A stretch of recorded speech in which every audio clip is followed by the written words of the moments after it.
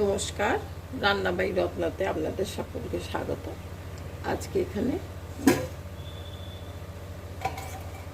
আমি একটু মাংস করব। এসব ম্যারিনেট করে রেখেছি, আদা, রসুন, পেঁয়াজ, লঙ্কা, ধনে, জিরে সব কিছু দিয়ে প্রায় 2 ঘন্টার মতন রেখে দিয়েছিলাম।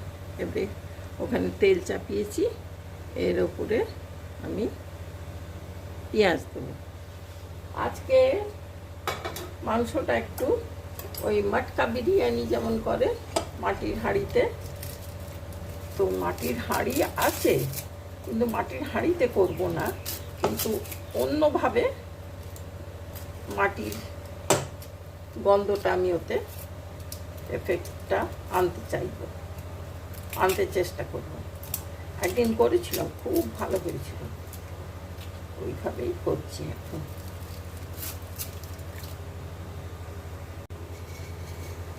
তেল গরম হয়ে গেছে, আমি এই কটা গোলমরিচ দিয়ে দিলাম, আর সঙ্গে তেজপাতা, কাঁচা লঙ্কা, আর এই 4খানা পেঁয়াজ।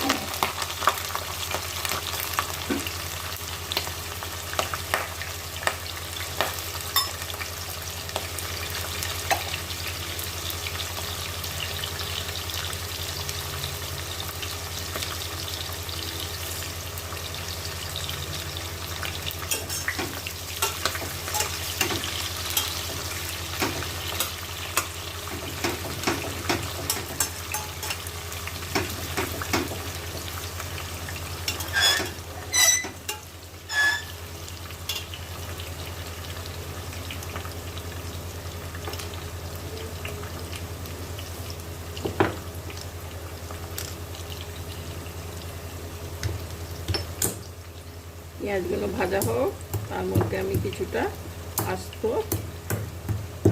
গরম মশলা দিয়ে দেবো।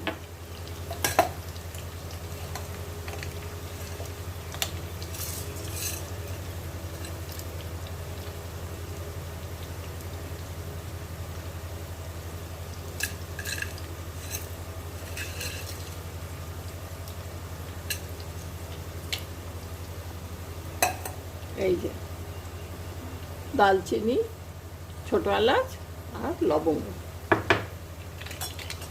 পরে তো শাহি গরম মশলা দেবো, এখন এগুলোকে একটু ফোড়ন দেবো।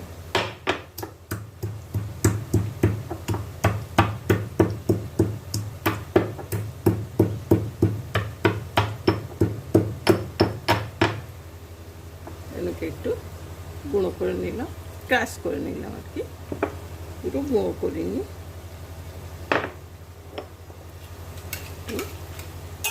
গন্ধটা ভালো আসবে।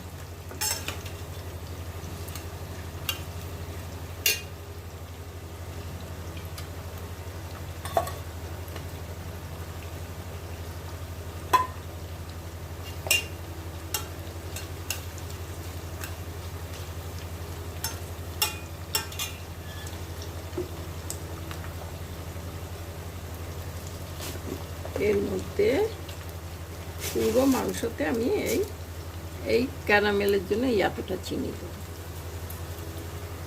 এই ক্যারামেল করে পেঁয়াজটা খুব সুন্দর আসবে কালার।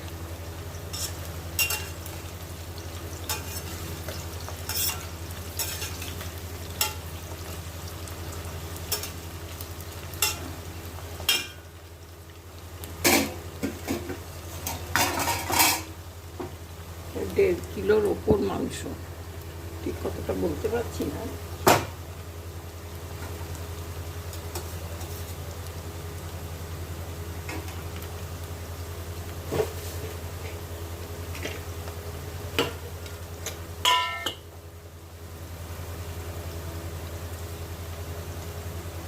গরম মশলা দিয়ে দিয়েছি, এবারে আমি এতে লাল লঙ্কা দিয়ে দিচ্ছি।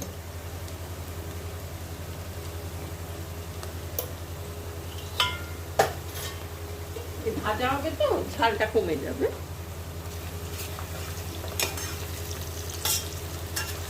কালারটা যা সুন্দর আসবে না, এই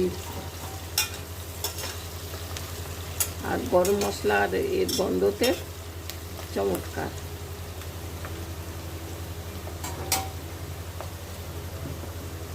আমি একটু শাহি গরম মশলা এখনো অল্প একটু দিয়ে দিই।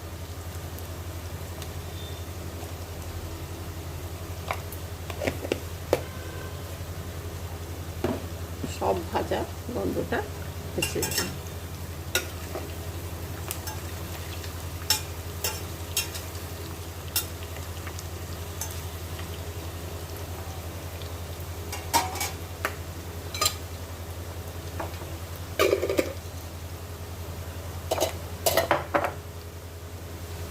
এরপরে মাংসটা আমি দিয়ে দিই।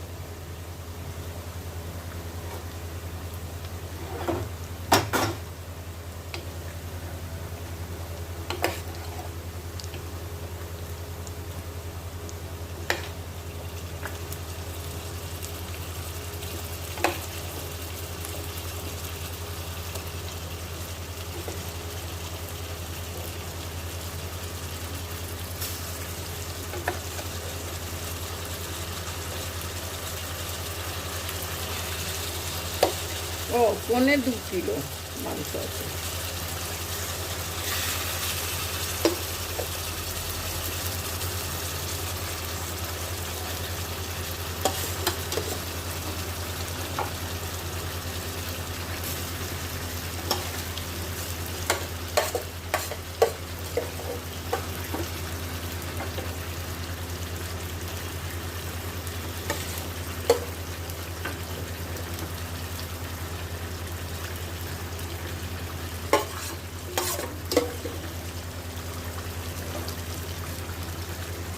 খুব ভালো গন্ধ বেরোচ্ছে এর মধ্যেই,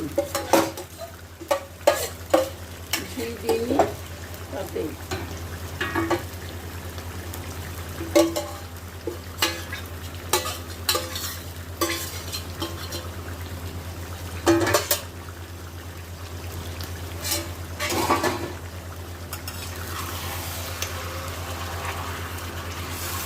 এতে দই টমেটো এসব কিছু দিইনি।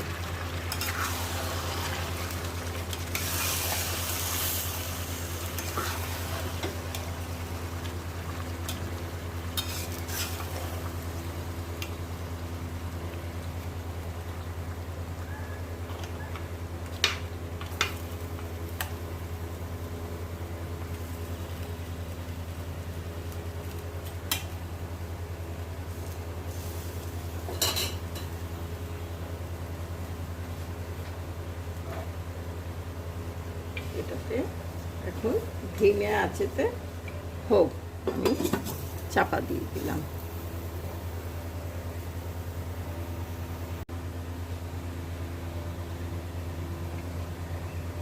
ছেলের বন্ধু বান্ধবরা সব আসছে, তো সব কলকাতার ছেলেপুলে, ওদের তো মাংসে আলু চাই। এই খোসা শুদ্ধ আমি আলু দিচ্ছি, তাহলে আলুটা গলবে না, ভেতরে সেদ্ধ হয়ে যাবে কিন্তু ওর মধ্যেই থাকবে।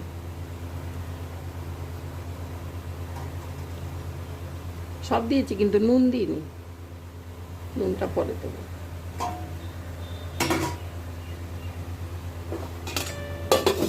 বন্ধ করে রেখে দিচ্ছি।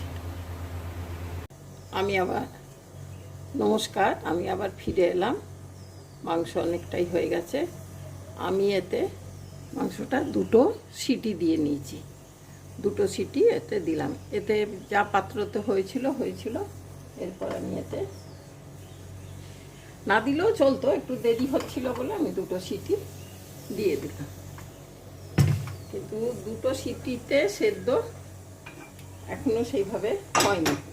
এটা আমি আর এর মধ্যে একটু 1 কাপ জলে নুন, আন্দাজ মতন নুন দিয়ে গলিয়ে দিয়েছি। এটা একটা মাটির গ্লাস, জল দিয়ে ধুয়ে খুব সোঁদা সোঁদা গন্ধ, চমৎকার একেবারে। তো এটা আমি এর মধ্যে রেখে দিলাম। এরপর আমি আলুগুলো খুব একটা সেদ্ধ হয়নি। সিটি এই জন্যে দিইনি যে আলুগুলো একেবারে গলে যাবে। এরপর এই আলুগুলোকে এর আশেপাশে দিয়ে দেবো।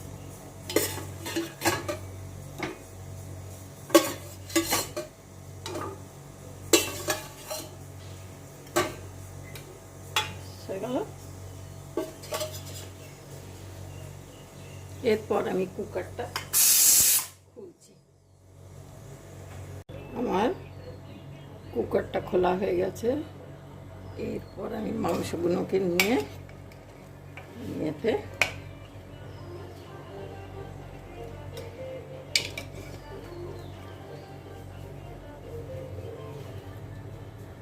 যা টেস্টি আর সুন্দর খেতে হবে না।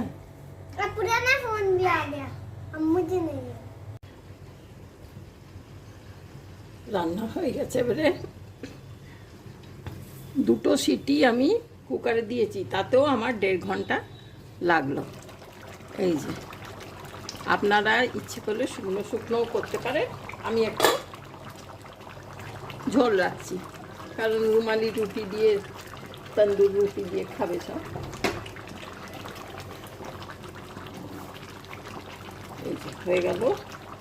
এর উপরে আমি এই মাটির গ্লাসটা ঢুকিয়ে দিয়েছি। আর আপনারা মানে কি, আমি যখন পরিবেশন করব তখন এটাকে বার করে দেবো। খুব ভালো গন্ধ বেরোচ্ছে, একদম সুন্দর। এইভাবে মাটকা যদি না থাকে আনতে অসুবিধা হয়, তো এইভাবে ভাঁড় গ্লাস প্রয়োজনে কিনে রাখবেন। আর এগুলো দিয়েই খুব সুন্দর। এটা না একেবারে গলে গেছে বাবা, মাংস একদম গলে গেছে। ঠিক আছে, তাহলে আজকে এখানে এই পর্যন্তই থাক। আশা করি আপনাদের ভালো লাগলো। দেখি আমি একটা নতুনত্বভাবে দেখালাম, আমারও ভালো লাগলো।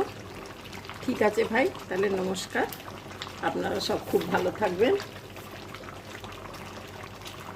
আমার একটু ভিডিও দিতে দেরি হয়ে গেল, কারণ এই কতগুলো বাচ্চা টিউশন পড়তে এসে আমাকে পরীক্ষার আগে সব পরীক্ষা টরীক্ষা হয়ে গেছে। এখন ওরা নিশ্চিন্ত। আমি ওদের বলেছি আমাকে ছুটি দেয়, আমার ভিডিও করতে হবে। আর এই গরমের ছুটিতে ওরা তারপর থেকে আবার পড়ালেখা শুরু করবে। তো ঠিক আছে, আমারও একটু সময় চাই তো এসব করার জন্যে। তো ঠিক আছে, তাই বললাম। আশা করি আপনারা আমাকে ক্ষমা করে দেবেন। অনেকেই বলেন দিদি ভিডিও করছেন না, কেউ বলে কাকিমা ভিডিও করছো না, মাসি ভিডিও করছো না, সবাই জিজ্ঞেস করতে থাকে। আমি হ্যাঁ বেটা করব, অনেক জমে পড়ে আছে, কিন্তু সব দেওয়া হয়নি। ঠিক আছে ভাই, তাহলে এখন আবার ভাবছি ঠিক করে আবার সব করব। তো আজকে এখানেই রইল। Thank you. আমি এখানে আর আলাদা করে দেখাচ্ছি না, এইভাবেই দেখিয়ে দিচ্ছি। ব্যাস, এটা আমি চাপা দিয়ে দিলাম আর বন্ধ করে দিচ্ছি। যখন খেতে দেবো তখন ওঠাবো। খুব ভালো একেবারে মাটির সোঁদা গন্ধ বেরোচ্ছে। ঠিক আছে, তাহলে আজকে এখানেই রাখছি। নমস্কার, সব ভালো থাকবেন।